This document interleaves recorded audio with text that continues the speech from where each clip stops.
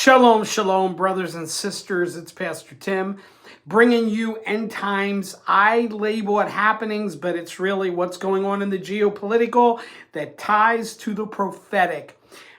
Just an announcement, I will be speaking to a group of Christian businessmen and one of the chapters in St. Peters, Missouri. It's at Life Church, the youth building off of Mexico Road. I've posted the address on the community wall as well as on my Facebook. So if you're not on my Facebook, make sure you are. Like, subscribe to this channel. More will be coming. Also, at my church where I am the lead pastor, this Friday evening at 7 p.m., Jonathan Creek Christian Church in Sullivan, Illinois. I am having a meet and greet. It'll be a time of fellowship, a time where we can pray together, and we'll talk about what is happening right now. I'm telling you, things are happening quickly. God is using his remnant people, and we are seeing the tribulation cast its shadow into this time period.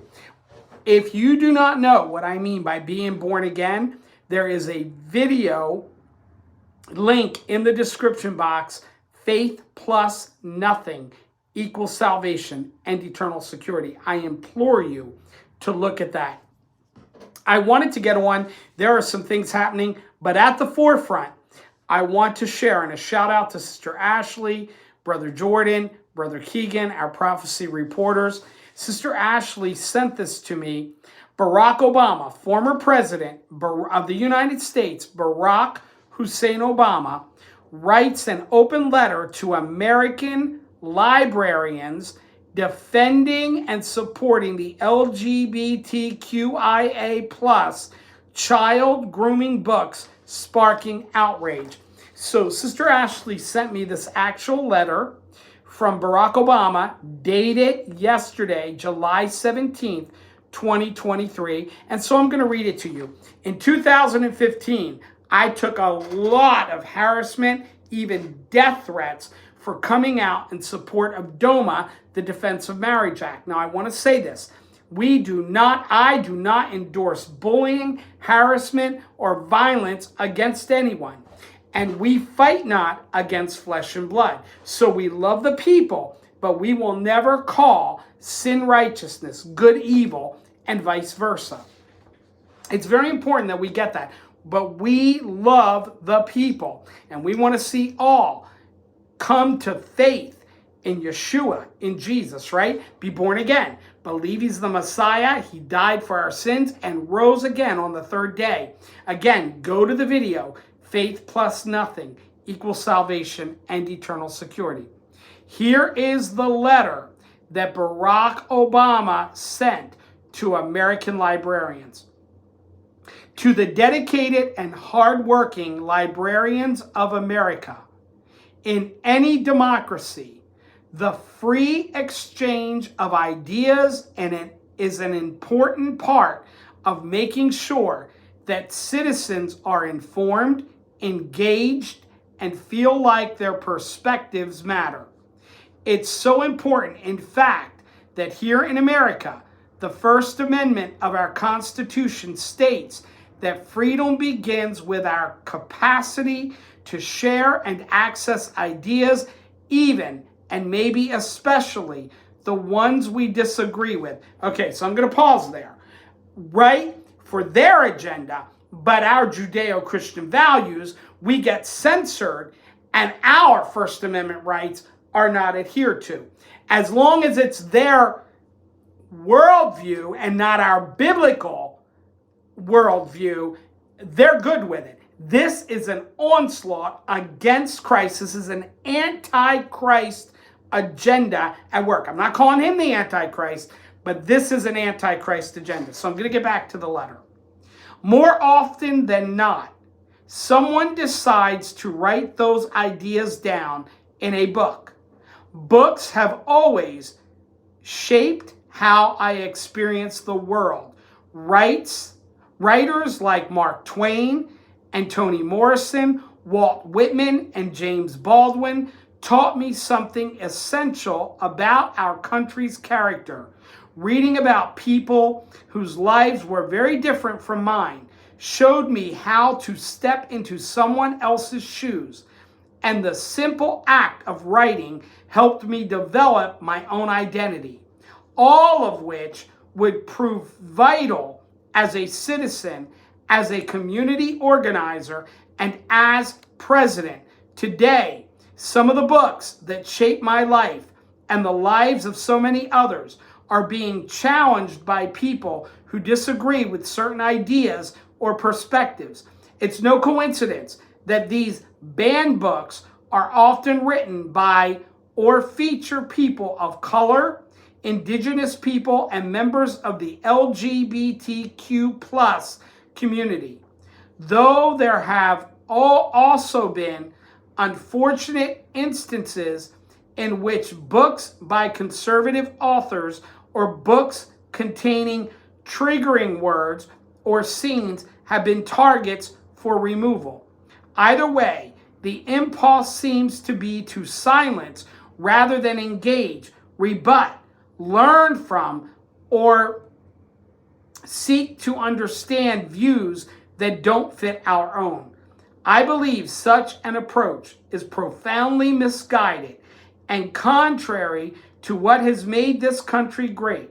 As I've said before, not only is it important for young people from all walks of life to see themselves represented in the pages of books, but it's also important for all of us to engage with different ideas and points of views. It's also important to understand that the world is watching. If America, a nation built on freedom of expression, allows certain voices and ideas to be silenced, why should other countries go out of their way to protect them?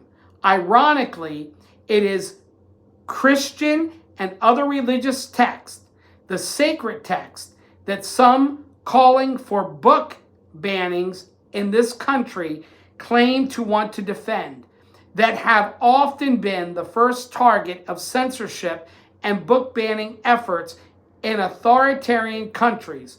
Nobody understands that more than you. You're our nation's librarians. In a very real sense, you're on the front lines, fighting every day to make the widest possible range of viewpoints, opinions, and ideas available to everyone. Your dedication and professional expertise allow us to freely read and consider information and ideas and decide for ourselves which ones we agree with. That's why I want to take a moment to thank all of you for the work you do every day, work that is helping us understand each other and embrace our shared humanity. And it's not just about books. You also provide spaces where people can come together, share ideas, participate in community programs, and access essential civic and educational resources. Together, you help people become informed and active citizens, capable of making this country what they want it to be. And you do it all in a harsh political climate where, all too often, you're attacked by people who either cannot or will not understand the vital and uniquely American role you play in the life of our nation. So whether you just started working at a school or public library, or you've been there your entire career, Michelle and I want to thank you for your unwavering commitment to the freedom to read.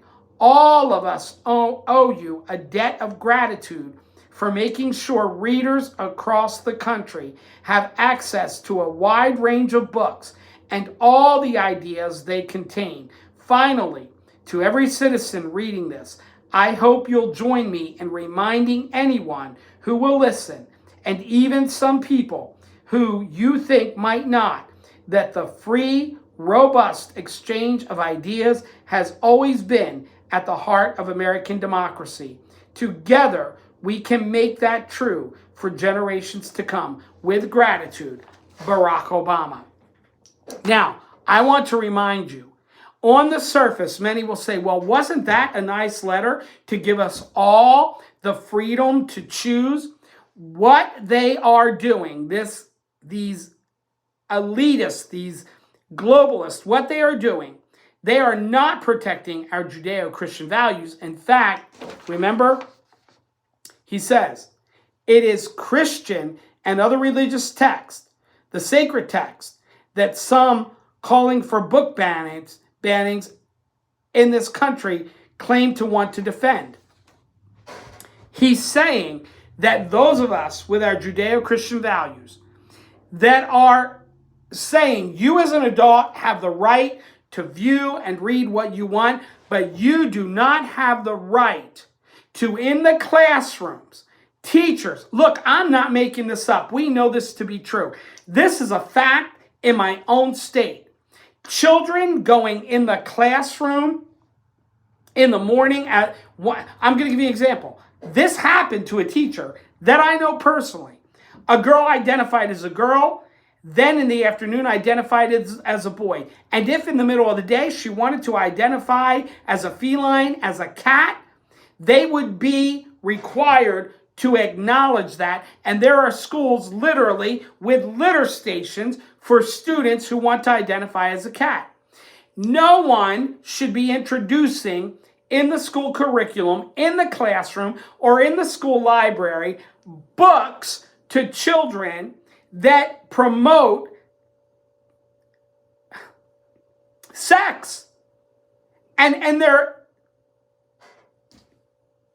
teaching them deviant forms of sex. You guys know this to be true. So yeah, I'm calling it out. What are we seeing? The Bible says, every time I'm doing this, there's some kind of interruption on the technology. I can't wait to see my son Matthew. He'll help me figure this out. I hope you can hear me. I pause for a moment.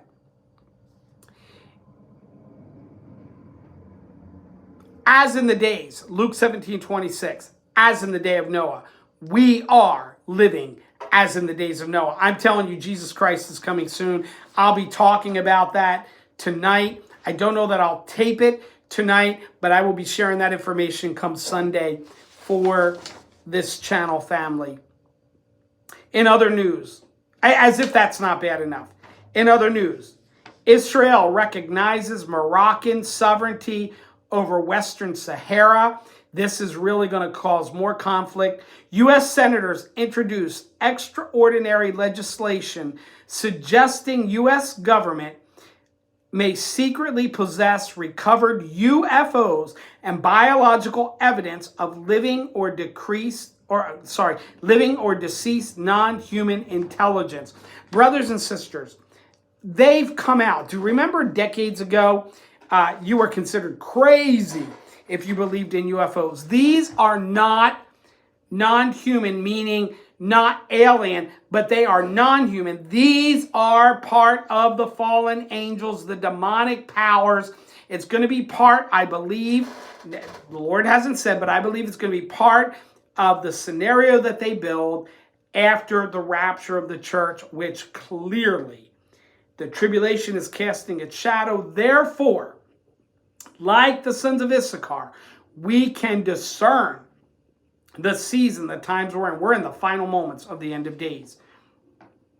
Former Google chief says AI will soon make sex robots seem alive. U.S. to send fighter jets, warships to the Middle East amid Iranian harassment. Brothers and sisters, this is heated up so much, it is unbelievable. Wars and rumors of wars.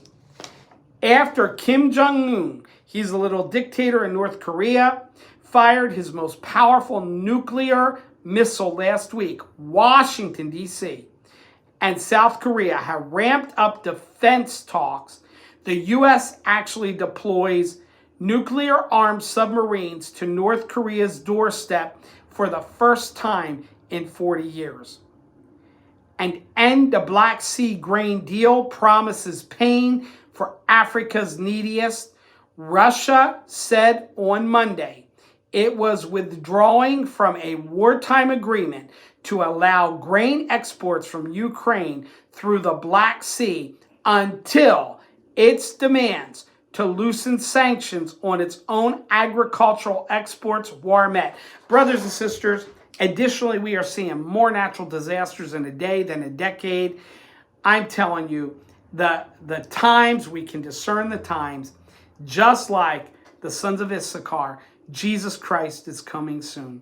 So we occupy and redeem the time, look up and rejoice, for our redemption draweth nigh. Shalom, shalom, and have an awesome rest of your day.